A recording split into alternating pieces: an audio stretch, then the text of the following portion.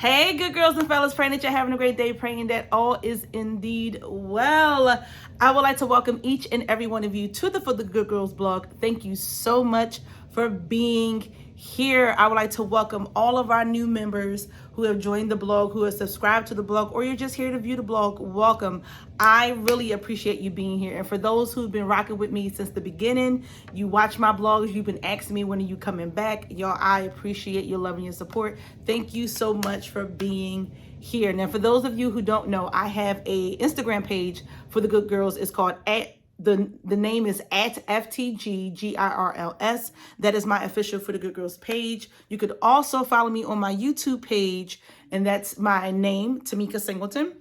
And you will find all of my blog videos, and you can also go on my website. My website is in the bio. You could just click the link and go to my website and then read all the previous blogs that don't have a video attached to them. But I tell y'all, it's absolutely amazing. And I'm so glad that y'all are here with me today. Y'all, I'm so excited to be back. Y'all excited to have me back? Because I'm excited to be back. I'm excited that you are here still following me, watching this blog. I'm just so excited about it. Oh, and I can't forget to say, do not forget to subscribe, like, and share this blog with someone. I would greatly appreciate it. So y'all know me. I'm back, and I'm gonna just jump right into it. So as you already saw in the title, today's blog is titled, Let Them Watch You Work. Yes, let them, it's actually M, apostrophe E-M. Let them watch you work. Yes, we're going to get into it. We're going to get into it because I've been excited. I've been wanting to talk about this blog. Actually, I wrote out this blog a while ago. Actually, I have it down here. September 3rd, 2021. That's how long ago that I wrote down the title of this blog and the subtitles and wanting to talk about it. But I am in a position where I'm allowing people to watch me work.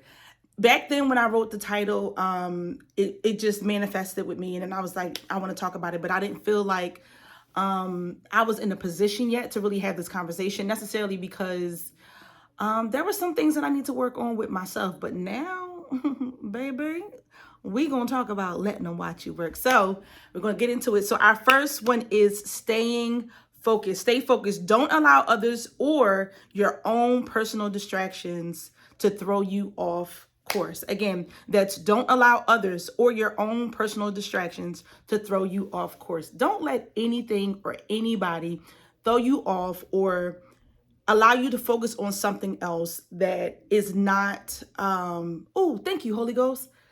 Y'all gonna catch what just happened. That's going to allow you to just throw you off your course. Just keep you from focusing on the things that you should be focusing on, the things that God has assigned for you to focus on in this season. We have to understand that when God gives us a vision or God gives us an assignment, or when we accept him as Lord and Savior, and there are things in our lives that we're supposed to be doing, you can't allow outside distractions to get you to, to stop focusing on what you should be focusing on. So when I said, thank you, Holy Ghost, I actually did my devotion this morning. And the word that God gave me, which is actually in the second point of my blog, which is steadfast. And I'm going to get into that part. And it's that thing. When I tell you that thing kicked me this morning when I was doing my devotion, listen, I had to lay down after I finished my devotion. Usually I get up and I get myself together for the day, but I had to lay down afterwards. I was like, Lord, you ain't have to do me like that.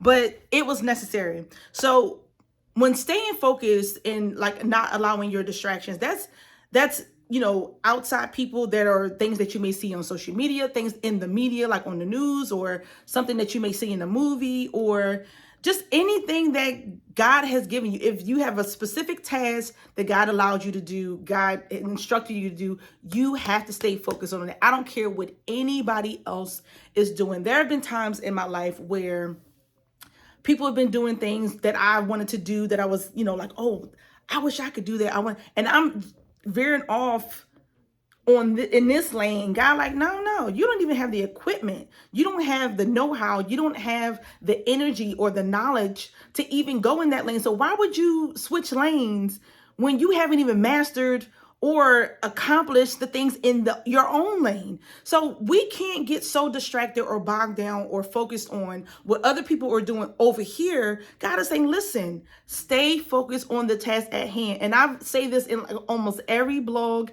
that I do. What God has for you is for you. And oh God, you're just doing your thing right now. God, you ever been just talking to somebody or ministering to somebody or something, and God just drop little thing gems in, or like just bring awareness to something? That's God just doing his thing right now, y'all. Oof, full of joy.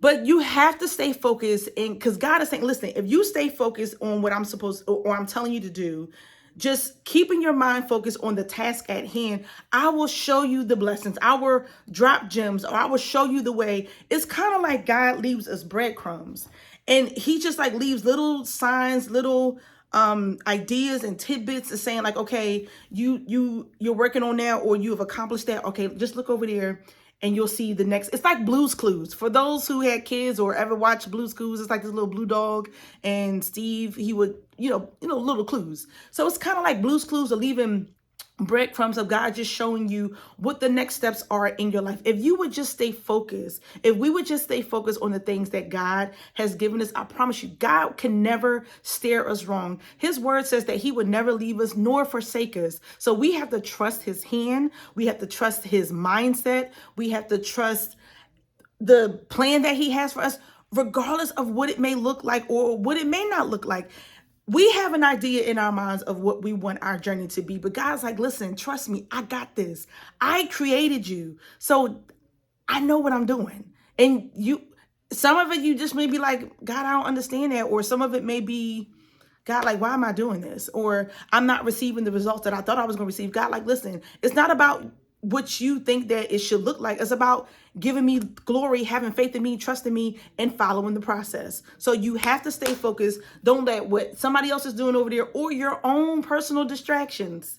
We're going to slide into that for a little bit. Your own personal distractions to get you to a point where it just throws you off your square. So the next one is staying faithful, remaining steadfast in the process. So with remaining faithful and steadfast, I actually did my devotions this morning. And my devotions came out of 1 Corinthians chapter 5, verses 20 through 27. And it talked about just remaining, your eyes just remaining focused on God, your heart being in the right place and serving God, and your feet going in the right direction, on the path that God has set before you. So you have to remain faithful to the process. And I wrote down this in my devotions, and I won't share too much because my devotion time is my time with God, and God does allow me to share certain things. So one thing that I did write out in my devotions is that you ever been driving down the street, like you're on your way from point A to point B, you're on your way to do something, you're on your way to go somewhere, and you see something that you get distracted by. Like for instance, I always tell stories about myself. Like I can be driving home from Philly, and I'm just like, okay, there's a meal waiting for me when I get back home. I'm gonna tear it up when I get there because I am hungry. But then you see those golden arches on the side of the road off the highway. And you're like, you know what? I got like another 45, 50-minute drive. For those who don't know, I live an hour and 30 minutes from Philadelphia. I'm just like, I got like another 45, 50 minutes before I get home. Like, I'm really hungry. So I'll get off the exit, go to McDonald's, or I go to Wawa and get something that I'm not supposed to be having because I'm supposed to be eating right. And I get some French fries or a chicken sandwich, or I go to Wawa, I get a pretzel or something that I ain't supposed to have. And then have you ever done that and then like finally get back on your route to go where you was going, and then you realize that thing that you veer off the road for, you got off at that stop for, wasn't even worth the stop? Like I've been teed off numerous times with like, why they make this? They didn't even make the sandwich all the way, or these French fries are limp, or they try to play me when I told them make sure everything fresh. All they did was drop them back into the thing and made them hot all over again with all this extra grease. And I'm just like, dang, I done wasted my money. I done wasted my time.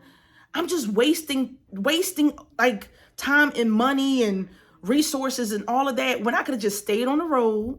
That was 15 minutes off of my drive I could have been closer to my destination, but no, I wanted to be greedy and stop and go off and get some french fries or whatever the case may be. So we have to understand to remain faithful on the process and what it is that God has told us to do, and just continue to do that. Like I said before, God would never steer us wrong. You have to stay on the path that God has set before you.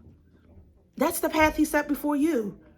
And like I said, God would never, ever, ever, ever say, listen, God would never give you instructions. No, sometimes God will change his instructions. He has every right to do so. But he would never tell you to be distracted by something that's going to throw you off your course. Never. So why would you voluntarily do it? Why do I voluntarily do it? And now it's a work in progress, because when it comes to food, your girl stay hungry. I love food. I love food. But if I know that I'm on my way somewhere that's going to bless me even more, that's going to give me three courses in the meal, why not? Why not wait?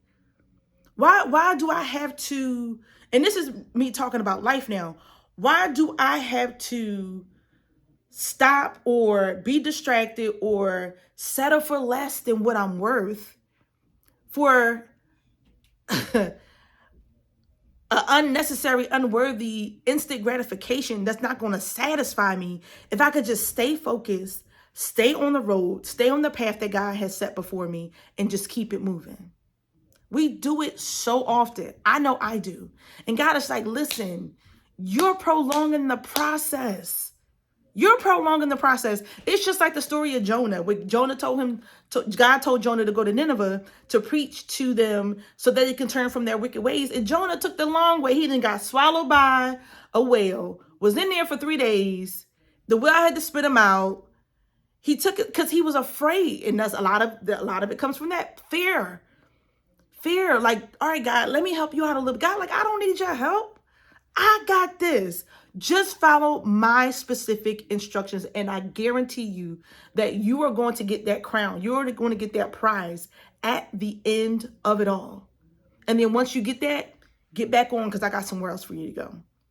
So again, that's stay focused, stay faithful. And the last one is stay fierce. Never allow anything or anyone to dim your light. This one right here, along with the rest of them, they resonated with me like something serious.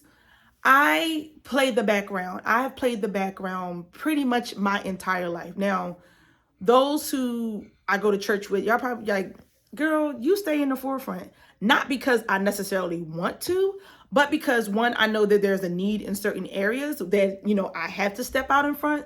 But 9 times out of 10, I just be wanting to be in the back. Again, those who be in church with me, I don't know if y'all ever noticed, and I bet y'all gonna be paying attention to me now. Anytime like I'm giving like a solo, like off the whim, if I don't know that I'm singing, you can see like my face. I'm like looking like, or I'm just like really? Really? You gonna do this right now? Really? But I know that God has things for me to do. God wants me to be obedient to his word. And everything that I do, regardless if it's last minute or planned, I know that it's going to give God glory. But a lot of times I try to play the background because it's just like, it's just easier for me to, I'll help y'all. I'll help y'all set up. I'll help y'all do those things. To be out in the limelight it can be nerve-wracking a little bit. It's like all eyes are on you. And I think what it is, it's because when you're in the limelight or you're in the front, that you're held accountable. You're responsible for things. People are looking at you. People are watching you. People have a close scope on your life. And a lot of times I don't want that attention. Like naturally, I know I do this blog. I know I sing at church, and I know I do a lot of things, but naturally I'm an introvert. I prefer to be behind the scenes. I prefer to just be quiet. I prefer to just be in the background, singing in the background. That's my thing. I like to sing in the background on the choir or in the praise scene because I like to cut up. If y'all ever see me in church, I'll be back there doing everybody else swinging, cohesively, and I'm back there doing dips.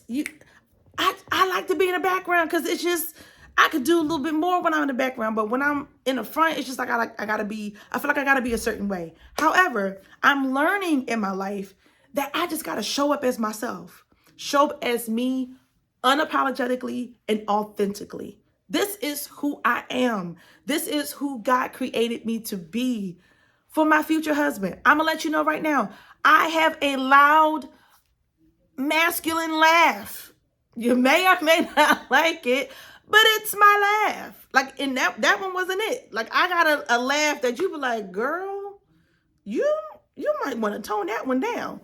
But I am myself. I am unapologetically me. And I can no longer allow myself or anyone else to dim my light. And a lot of times I felt like my light was dimmed in my career. Because for those who don't know, again, I'm an executive administrative assistant professionally. I've been one for 15 years. I absolutely love it. It is definitely a career. Somebody asked me, do you consider this a job or a career? This is a career. I have a master's degree to be the executive administrative assistant that I am today. So yes, it is absolutely a career. I have student loans that prove that this is a career. But a lot of times, because I felt like, that administrative assistant role, because it's a support role, or it's like a role where you're helping people, it's like a lot of times it's like you're not seen and you're helping the person who's in the forefront to, be great, or for them to be able to operate at a high level.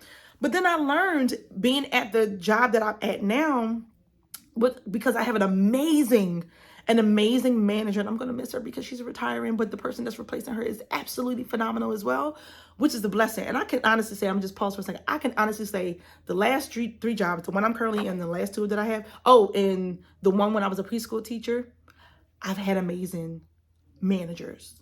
All of them were amazing. Every last one. I love them all. I have great relationships with all of them, even after the many years that I still haven't even been there. And one of them is my pastor. Hey, pastor. I used to work at Kids for the Kingdom Christian Academy as a preschool teacher. And I had the best boss. That's the best boss ever. Love you, pastor. But because of what she saw in me, when I first came, I used to always, sit in the back of the room, or be like, no, y'all go ahead. I'm gonna just make sure things are taken care of. And she checked me one day, was like, no, you need to be at this table. You need to be seen. We need to hear what you have to say. We want to hear your thoughts, your ideas, what it is that you want to implement, what you care about. She really pulled those things out of me. Of course, with those seeds were planted with, people that I love and people that I've been surrounded around for many years. But it felt a little different when she was just like, and I think because she was forcibly pushing me out. Like, she would literally call me out in a meeting, like, okay, Tamika, so what do you think? So one, I had to be paying attention, and I'm glad I do pay attention when I'm in the meetings. But it really just showed me that, like, okay, like, and I've been saying it for years, like, yo, I'm dope. Like, I'm really dope. I'm that girl. I'm very, very dope. And I have an opinion, and I have ideas, and I have things that want to be implemented, and I have things that I have to say. And I can't always pull myself back for the sake of, one, wanting to play the background, and also making other people feel comfortable. There are some people who don't want to hear what I have to say, but guess what? You're going to hear it anyway. Why? Because God allows me to say it. So, yeah, don't dim your light. Don't, as bright as this ring light is that's shining on me right now, giving me good sides on both the right and the left, and my makeup is flawless, let that light shine that bright, or even brighter. Don't let nothing, I don't care what it is in your life that you have going on. I don't care what it is. If there's anything that's shadowing your life or bringing darkness in your life, get rid of it. I know it sounds easier said than done, but I promise you, if you begin to relinquish those things, you will have more of a life of peace, a life of joy, a fulfilled life, a purposeful life. I can guarantee you. I was telling a coworker yesterday that sometimes it's harder to hold on than it is to let go. We've been holding on to things, holding on to people, holding on to heartaches, and holding on to things that are unnecessary for whatever reason. And it's killing us. And we talk about it all the time. We think about it all the time. And I know it's harder when it comes to trauma, because trauma, certain things trigger trauma. So I get that, because I have my own life traumas. May not be as deep as others, but I have my own. But when you begin to let that thing go, chipping it off little by little, really saying to God, like, you take this cup from, like, take this. I don't want this. You can have this. I don't want this anymore, because it's not serving me. It's not doing anything but bringing me down. It's not doing anything but bringing me heartache. God, you take it. You have it. I pray this prayer all the time. Lord, give me a clean heart and renew in me the right spirit. That demonic spirit, that evil spirit, that malicious spirit, whatever that is that's keeping you, that's keeping a wedge between you and your relationship with God, you got to get rid of that thing so that God can work on you, work through you, and work on your behalf. So that's all I have. So stay focused. Don't allow others or your own personal distractions throw you off course. Stay faithful, remain steadfast in the process, and stay fierce. Never allow anything or anyone to dim your light. All right, y'all, that's all I have. I'm so excited to be back. Yeah. So I know last time, before I went on break, I was doing my blogs once every other week. I started doing them once every other week. I'm going to start coming back every week because I'm just excited to be here. The joy of the Lord is my strength. Yeah, I don't know where that came from, but that's how I feel right now. The joy of the Lord is my strength. So I'm going to be back every week. I'm so excited to be back. Yeah, I have no idea how excited I am to be back. So yeah, that's all I got. I'll talk to y'all later. I love y'all. I appreciate y'all. And I can't wait to see you next week. All right. Love y'all. Talk to you soon.